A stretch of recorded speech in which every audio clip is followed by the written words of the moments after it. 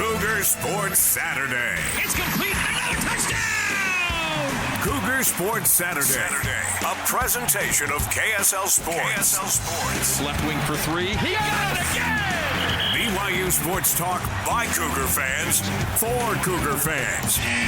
Here are your hosts, Mitch Harper and Matt Baiamonte. On Utah's legacy home of the Cougars. KSL News Radio, 102.7 FM and 1160 AM. It's a busy day for BYU basketball today. The BYU men in Morgantown, West Virginia, getting ready to take on West Virginia today. You'll hear that call at 4 o'clock. Pregame starts at 3 with Greg and Mark on the call out there in the country roads. But the BYU women are also in action today, 4 p.m. as well. Big 12 now on ESPN+. And one of the individuals that's going to be on the call, he needs no introduction. He's the great Jimmer Fredette. Jimmer, welcome on into Cougar Sports Saturday. Hey, what's going on, guys? Thanks for having me on. Appreciate you hopping on. So you're going to be calling the game today with, I believe, Dave McCann, Kristen Kozlowski. How'd this broadcasting career come to be? Yeah, no, it's been fun. I mean, now I'm transitioning, kind of out of playing 5-on-5 basketball, overseas and everything. And I still love to be a part of the game. I love to talk basketball, and it's something that I felt like I would transition to at some point. So I felt like it was a good opportunity for me to be able to do that. And, BYU TV, ESPN Plus have been great to be able to let me come on a few times. And I'm excited to call a game with Dave and Chris today. It's going to be a lot of fun because it's something that I haven't done before. So cut me a little slack if it's not great. As you're doing your game prep for the game, what stuck out about Lauren Gustin? She's just a dynamic basketball player, men's or women. She's rising the record book. She's quite the player. What do you think of Lauren, Jimmer? Yeah, she's awesome. I mean, obviously she's an amazing rebounder. Great low post presence. Just has been such a solid force for BYU women's basketball for the last several years, and just someone who is a leader out there. I think that if she has a good game and she's being aggressive and able to score the basketball, but also rebounding at a high clip, it just makes their team so much more difficult to guard. And the other team can't get out in transition. And I think that's going to be key today. If she can get some second chance points at the rim, it's going to limit West Virginia getting out in transition where they're really good. So I think it's going to be a battle of contrasting styles here with low down low, and then with West Virginia going fast paced. Will we hear you on any other calls, men's or women's, the rest of the season? Not sure yet. I'm not scheduled. I'm going to be with BYU men's basketball for the pregame, postgame show, cool. But nothing as of right now for calling games except for this one. But there's more to come, so we'll see. Loved having you and hearing you on the pre and post game show. Switching to men's hoops now. You one of the best point guards ever play at BYU, Dallin Hall, still young in his career. What have you seen from Dallin Hall this year and his improvement from a freshman to a sophomore? Yeah, just more steady. He's continuing to get better every game. Going from the WCC now playing against Big 12 competition every night is an adjustment, right? Especially as a point guard. And honestly, he's one of the only ball handlers on the team. He's the guy that has the ball in his hand 90% of the time. And that's what coach wants, right? Because he's the legitimate only real point guard that he's playing right now. So it's something that he has done a great job of getting better at. I thought last game against Texas, he was great in the pick and roll, especially at the end of the game. And it wasn't always him making the basket or always him getting the assist, but he was making the right read, and then the team was being able to play off that. They were able to get easy buckets. So he's progressing, getting better, and this type of play, this early in his career is only going to continue to help him get better. And I'm excited for his future. How much have you enjoyed Jimmer Fredette on with us here on KSL News Radio? How much have you enjoyed seeing BYU sports, men's basketball, women's basketball, football, all these teams now on this Big 12 stage? I got to imagine, when you were navigating the Mountain West, it was a great league back then. I think people often forget that, those visits to Thomas and Mack and the Pit, but just to see BYU sports on this stage in the Big 12, how much have you enjoyed that? Oh, it's been great. It's super fun. I mean, they're on ESPN or ESPN Plus or whatever it is every single night. You could barely even find our games when we were playing. unfortunately on the mountain. And so it's difficult. It's a much bigger stage. And they're playing against obviously great competition each and every single night against big-time programs, right, blue blood type programs. And so it's going to be really fun to continue to watch them grow. And, they're only going to get better. It's the first year, in all sports.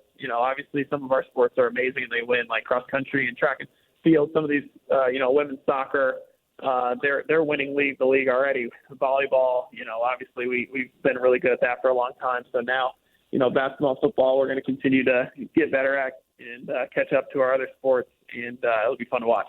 Jimmer, the predictive metrics like KenPom say this year's men's basketball team's got a higher adjusted efficiency number than your team. So would say that this is maybe the best BYU team since KenPom came to be in 1996. You agree with that? Is this BYU team, the men's squad, better than your team in 2011?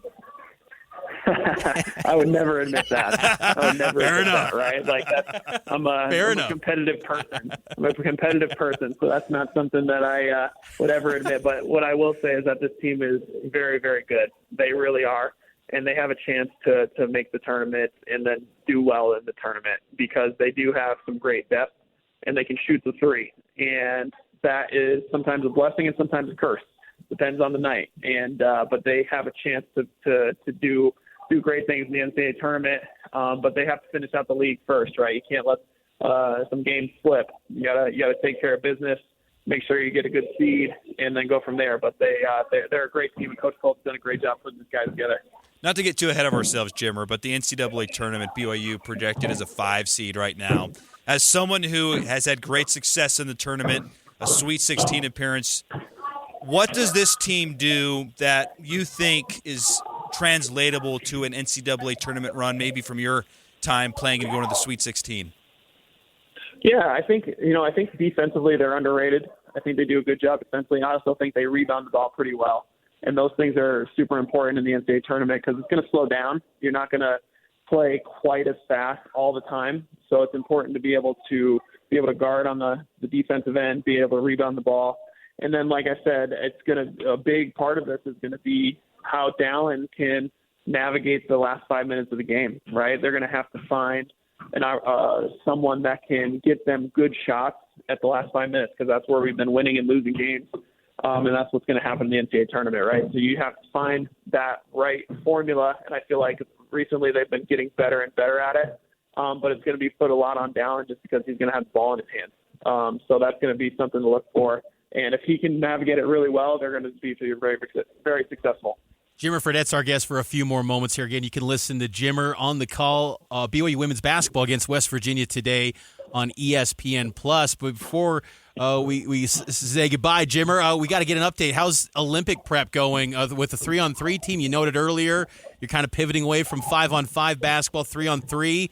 How's the preparation for Paris and getting ready for the exciting summer ahead? Yeah, so far so good. I mean, right now I'm getting prepared myself, just kind of mentally, physically getting back into it.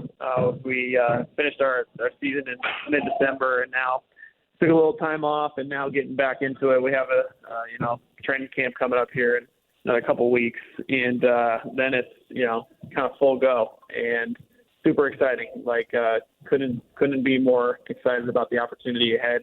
And just looking forward to be able to compete and get better at this game because there's a lot that I can get better at. So I'm excited for the off season to really hone in on what I need to get better at and come back a better player. When do you go out to France, and are you taking the whole family, the whole crew out there? Yeah, they're going to come. Everyone's going to come. It's it's a once in a lifetime thing. So I feel like it's important to try to get everybody out there. What's the biggest change from 3-on-3 and on 5-on-5, like mentally, the strategy? What's kind of been maybe some of the biggest adjustments for you? Yeah. There's multiple things. I mean, obviously the obvious of half court and shorter shot clock, all those different things. But then just a lot of different actions. And the one thing that you have to learn is you have to learn how to play all positions. You got to sometimes be a big guy, sometimes be a small guy.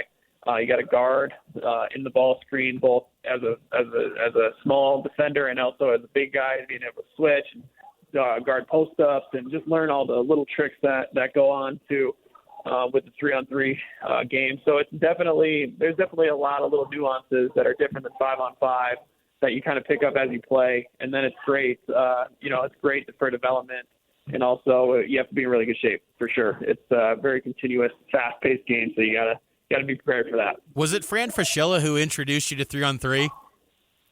Yeah, Fran was the guy that called me up and asked me to be a part of it, so it was awesome. Yeah, I only bring that up because I was talking to him at Big 12 Media Day in Kansas City, and he's like, I just knew Jimmer was going to be amazing at 3-on-3. He's trying to get Tyler Haws in 3-on-3 eventually down the road too.